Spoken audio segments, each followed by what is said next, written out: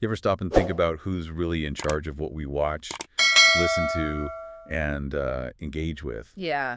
It feels like the old giants of TV and film aren't the only game in town anymore, doesn't it? No, not at all. Like there's this whole new arena where everyone's fighting for our attention. That's really the core of what we're exploring today. We're diving deep into these fundamental shifts shaking up the media and entertainment world, In fact, this really intense competition for consumers' time, and, crucially, the advertising dollars that follow that time.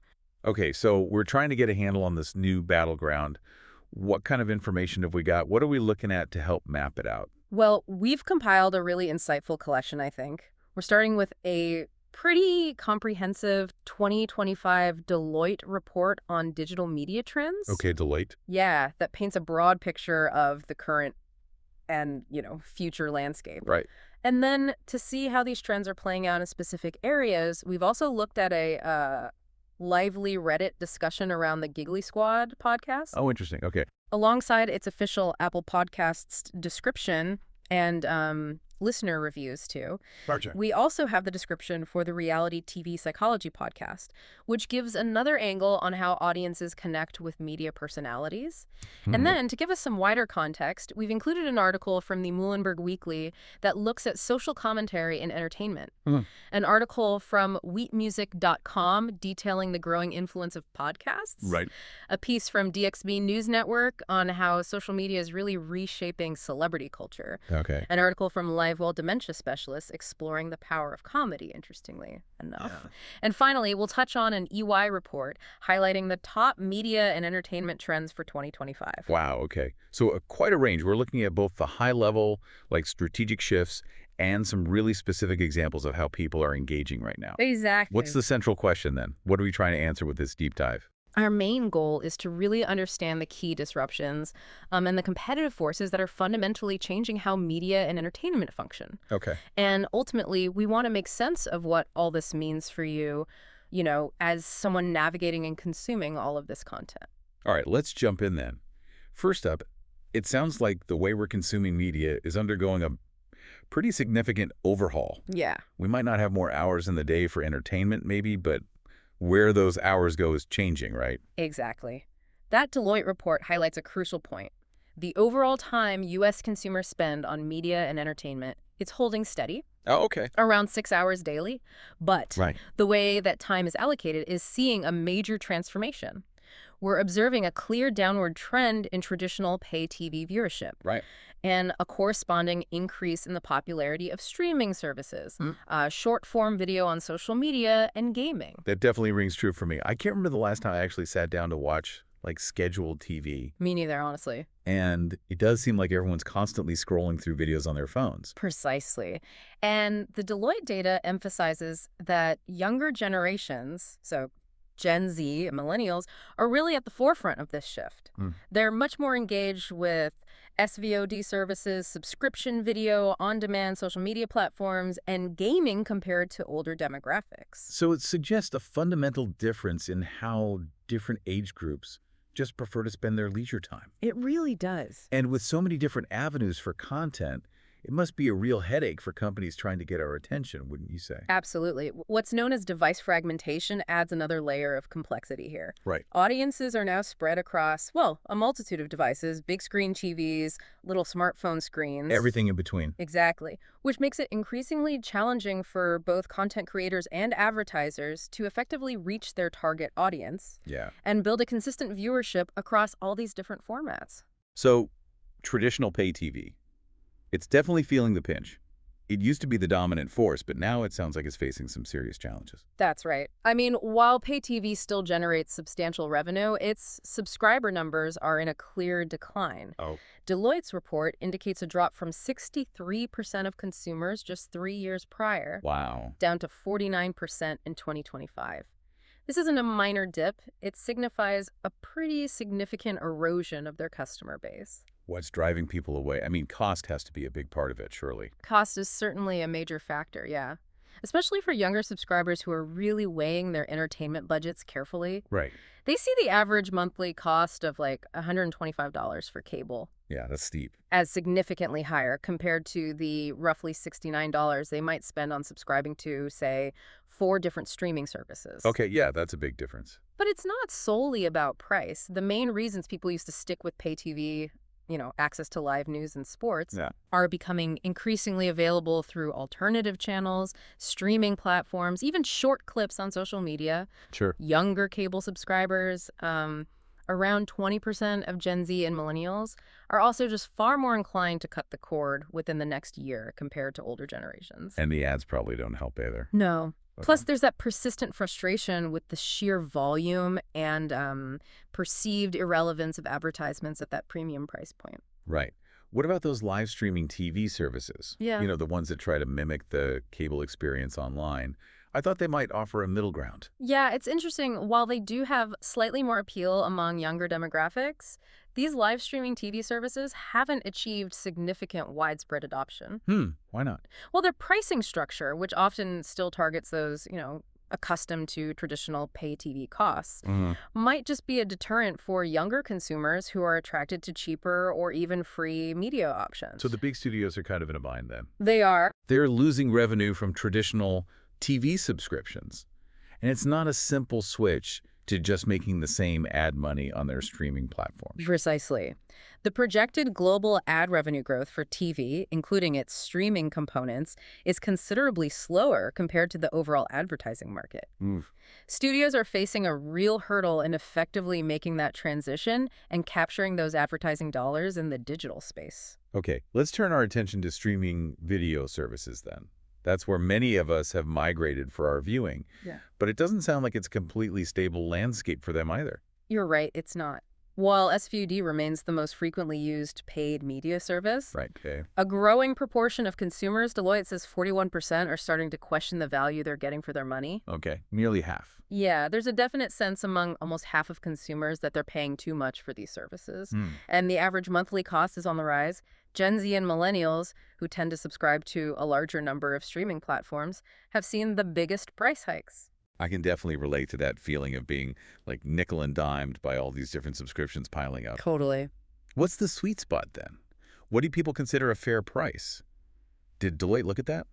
They did. Their research suggests that around $14 a month is considered the just right price for an ad-free subscription to their favorite streaming service. Okay, just one favorite service, $14. Right, whereas $25 is perceived as being too expensive. And that's a crucial point, especially as the average cost of these services creeps closer to that higher end of the spectrum. Yeah, definitely. And with so many options out there, people must be switching between them quite frequently, right? Hopping around. Absolutely. Churn rates are significant, particularly among younger demographics who are also heavy users of social media and avid gamers. Right. Approximately 50% of Gen Z and millennial subscribers reported canceling at least one paid SVOD service within the last 6 months. Half of them. Wow. Yeah. But interestingly, the phenomenon of churn and return, where individuals cancel a service and then resubscribe to the same one later, Oh, yeah, I've done that. remains relatively stable at around 24%. So that suggests a constant evaluation and rotation of subscriptions based on, what content is available. So it's this ongoing cycle of people signing up for a show or movie they want to see, then canceling. How are streaming companies trying to address this? Stop the bleeding. Well, a key strategy many are employing is the introduction of ad-supported subscription tiers. The cheaper options. Exactly. To offer more affordable choices. Deloitte's findings indicate that over half of current SVOD subscribers now use at least one ad-supported service. Okay. And the average cost of these plans, around $9 per month, appears to align more closely with what consumers deem a reasonable price for a certain level of advertising. Right, a trade-off. Plus, free ad-supported TV services' fast channels are gaining traction, especially among younger viewers. Now, here's where things get really interesting, I think.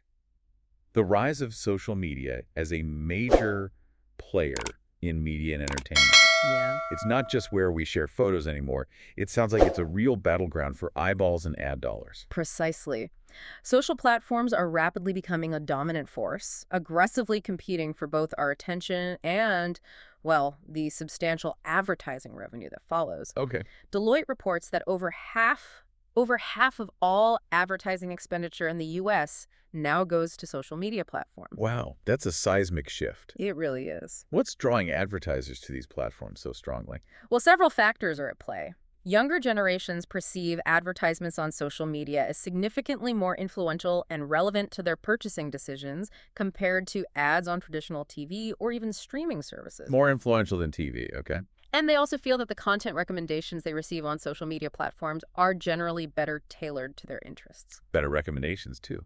Right. It suggests a fundamental shift in trust and authority, almost, where peer endorsements and creator authenticity hold more sway than traditional advertising for these demographics. So it's not just the ads themselves, the organic content, the creator stuff is also pulling people in. Exactly. Social media creators and user-generated content, UGC, hold significant appeal and relevance for younger audiences. Gen Z, in particular, spends a considerable amount more time on social platforms consuming UGC and less time engaging with traditional television and movies. Right. They also report feeling a stronger personal connection with social media creators compared to traditional celebrities. Yeah, that makes sense. It feels like you're following real people with, relatable lives, even if they're also creating content for a living. Precisely. It's like they're building relationships with these online personalities. Right. And social platforms are increasingly providing creators with sophisticated tools, think AI-powered features, granular ad targeting capabilities, streamlined pathways to secure brand sponsorships. Making it easier for them. Yeah, which makes it easier for them to cultivate an audience and monetize their content. Does that raise questions? Well, it raises an interesting question. Can creators maintain their authenticity as they potentially transition into more traditional media spaces? Good point. The very definition and perceived value of celebrity are evolving, with younger generations placing a higher premium on authenticity and relatability. And speaking of evolving media, let's delve into the podcast phenomenon. It really feels like podcasts have just exploded and become a staple in so many people's routines. Oh, it's undoubtedly a significant cultural force, as highlighted by that weekmusic.com article. Yeah? Podcasts are actively shaping conversations, influencing trends. They've become a preferred mode of entertainment during commutes, workouts, just relaxing at home. They've fostered the growth of really dedicated fan communities. Right. And they're even blurring the lines with traditional media. Numerous podcasts are being adapted into TV series, films, books. True, you see that a lot now. Yeah. And the intimate and personal nature of the listening experience, especially when you enhance it with, good home audio systems, that also contributes to their widespread appeal. They're not just for casual listening either, are they? I've heard about their growing role in education. Absolutely. Podcasts offer substantial educational value. They're being increasingly integrated into school and university curricula. Truly. Yeah, to provide a flexible and engaging learning experience. And beyond formal education, they're just a valuable avenue for adults to pursue lifelong learning on a huge range of topics. And for creators and brands, podcasts seem like a really potent tool. They are indeed. For brands, strategically sponsoring relevant podcasts offers a pathway to, organic reach and establishing an association with trusted voices. Makes sense. And for individuals, whether they're influencers, experts, even established celebrities hosting a podcast, provides a powerful platform for personal branding and for forging that direct connection with their audience. Now, we have Giggly Squad as an interesting case study here.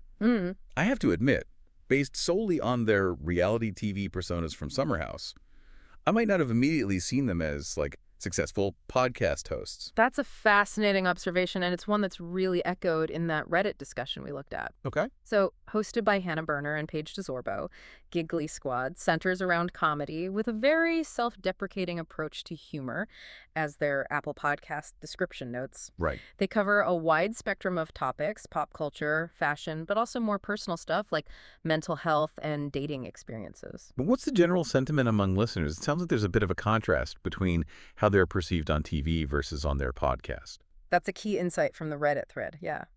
Many listeners who express, let's say, negative opinions about their appearances on Summer House actually find themselves really enjoying their podcast. Oh, kid. Yeah. They're often described as being funnier, more authentic, and ultimately more relatable in the audio format. The front page news segment is apparently a consistently popular feature. And listeners frequently report feeling a genuine connection with the hosts, like they're part of an informal squad. Right, that community feel. Exactly. The podcast's demonstrable success, sponsorship selling out live shows, stands in notable contrast to some of the less favorable reactions to their reality TV portrayals. Interesting. Some listeners really believe the podcast offers a truer glimpse into their personalities, one that isn't fully captured within the, often edited and produced environment of reality television. So the intimacy of audio maybe allows something different to come through. That seems to be the feeling, a more nuanced, less performative version of their personalities, maybe fostering that sense of genuine connection that their heavily produced TV appearances might not allow. It's remarkable how a change in medium can completely reshape public perception. And we also have the reality TV psychology podcast in our sources, which takes a completely different angle on analyzing figures from reality TV. Exactly. This podcast delves into the psychological aspects of reality TV shows, examining the personalities and interpersonal dynamics on display through a psychological lens. Okay. Which really just highlights a broader audience curiosity, doesn't it? To understand the underlying motivations and behaviors of the media figures they watch. Okay, shifting gears a bit, Yep. let's discuss the role of social commentary and comedy in entertainment. It seems there's this ongoing debate about whether our shows should primarily offer escapism or if they also have a responsibility to engage with real-world issues. Yeah, that's the central theme explored in the Muhlenberg Weekly article we pulled. Entertainment media frequently does incorporate real-world issues, often using satire or more overt dramatic commentary. Right. And there's this continuous discussion about the fundamental purpose of entertainment.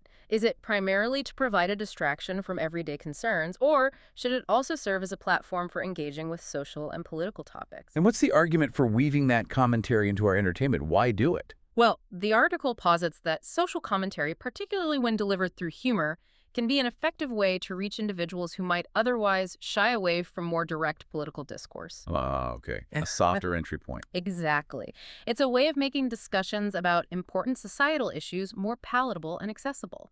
Shows like Family Guy are cited as examples of how humor can be used to critique political and social shortcomings. Right. And comedy itself has a unique power in this context, doesn't it? Beyond just making things palatable. Absolutely. As the LiveWell Dementia Specialist article emphasizes, comedy can be a really potent tool for holding those in positions of power accountable and for bringing attention to important social issues in a way that resonates with a wider audience. It also has the capacity to introduce underrepresented voices and to make cultural commentary more accessible and engaging. Now let's revisit this idea of celebrity in light of everything we've discussed. It really feels like social media has fundamentally changed what it means to be a star. That's a key takeaway from the DXB News Network article for sure. Social media has just blurred the traditional boundaries between stardom and everyday life. Yeah. It's made celebrities far more accessible to their fan base. We've witnessed the rise of digital fame through platforms like YouTube and TikTok. Right, influencers. Exactly, creating this whole new ecosystem of influencers who exist alongside traditional celebrities. It suggests a kind of democratization of fame. And the way fans interact with these figures is completely different now, isn't it? Oh, it's a revolutionary shift. Direct engagement between fans and celebrities through social media is now the norm. Real-time interaction. Yeah, celebrities can now cultivate and manage their own brands online, often bypassing traditional media outlets for publicity and communication. Right. Influencer marketing has become an indispensable component of celebrity branding strategies. But there must be a downside to this constant connectivity and accessibility, right? Yeah. The pressure. Indeed, there is. Celebrities face heightened scrutiny, they're susceptible to cyberbullying, and they have to navigate the complexities of cancel culture. Yeah, that's rough. And the constant pressure to maintain a flawless online persona can also significantly impact their mental well-being. Sure. Furthermore, social media platforms now drive viral trends in music, fashion, entertainment, exerting considerable influence on traditional media. So traditional media is always playing catch-up. Pretty much. Traditional media outlets are now in a constant state of adaptation to the real-time nature of social media updates. So with all these interconnected shifts happening, streaming, social, creators, celebrity, what are the major strategic moves we're seeing from the big players? The studios, the networks. Yeah, the EY report on the top media and entertainment trends for 2025 gives us some valuable insights here. Okay. We're observing escalating production costs for traditional TV and film, coinciding with declining revenue streams from those areas. Costs up, revenue down. Not good. Not ideal. And a significant portion of advertising expenditure is now concentrated on just a few dominant social media platforms that leverage sophisticated AI capabilities for targeting and measurement. Right, the hyperscalers. Exactly. So the traditional media companies are having to seriously rethink their approaches. Precisely. Studios are increasingly prioritizing their valuable intellectual property, their IP, and their direct-to-consumer streaming services. Some are even choosing to divest their traditional pay TV businesses altogether. Selling them off. Yeah. However, their ad technology and personalization capabilities within their streaming platforms still generally lag behind the advanced systems used by the social media giants. They're still catching up on the tech side. They are. Huh. We're even seeing instances of studios experimenting with distributing content directly on social media platforms, Interesting. recognizing the potential for mutual growth and audience reach there. And it's not just about what we watch on screens anymore, is it? There's other stuff happening. No, absolutely. The realm of experiential entertainment, think theme parks, live events built around established IP. Right, like Marvel or Star Wars stuff. Exactly. That's gaining momentum as companies explore new avenues for revenue generation. Okay. Moreover, artificial intelligence, including generative AI, Gen AI, which allows computers to create new content like text or images, It's everywhere now. is becoming increasingly integrated into various aspects of the media industry: content creation, distribution, personalized marketing. The overarching goal for streaming services is clear: achieve sustainable profitability. Right, make money consistently. Yeah, through a combination of ad sales, strategic price adjustments, content bundling, rigorous cost management. The whole toolkit. The whole toolkit. And industry consolidation among streaming players may also become a necessary step for some to achieve this. Mergers, acquisitions. What about traditional linear TV? What does the future hold for it? Is it just fading away? Well, linear TV finds itself at a critical juncture. Media companies are having to make tough decisions. Do we harvest the remaining profitability of these traditional channels, Milk them for what they're worth. essentially? Or do we pursue complete divestiture, sell them off entirely? Yeah. The long-term ownership and viability of linear TV remain uncertain, despite its current ability to still generate revenue. Right, and sports. That always seems key. Sports continues to be a pivotal, albeit fragmented and costly element for many streaming services trying to attract and keep subscribers. Right. It's crucial content, but it makes for an expensive landscape for consumers trying to follow their teams. Okay, wow. That's a comprehensive overview. So, to bring it all together, what are the key takeaways we should walk away with from all this? I think the main thing is that the media and entertainment landscape is undergoing a period of really rapid and profound transformation. It's really shifting under our feet. Yeah. This is being fueled by the growing dominance of social media, the considerable challenges facing both traditional television and the streaming sector, the increasing influence of individual creators and user-generated content, and that constantly evolving dynamic between celebrities and their audiences. Right. And why is it important for us as listeners and consumers to, understand these shifts? Why should we care? Well, having an understanding of these fundamental changes empowers you. Really, it helps you become a more informed consumer of media. How so? You can better recognize the various forces that are actively shaping the content you encounter every day, and you can understand the strategies different companies are employing as they compete for your valuable time and attention. Makes sense. So as we witness these lines continue to blur, between different platforms, content creators, and us, the audience, Okay. what's the big question we should be pondering as we finish up? Yeah, the final thought to maybe consider is this. As these lines continue to become less distinct, what will the future of storytelling and community look like in this increasingly dynamic media ecosystem? It's worth reflecting on your own media consumption habits, maybe, and thinking about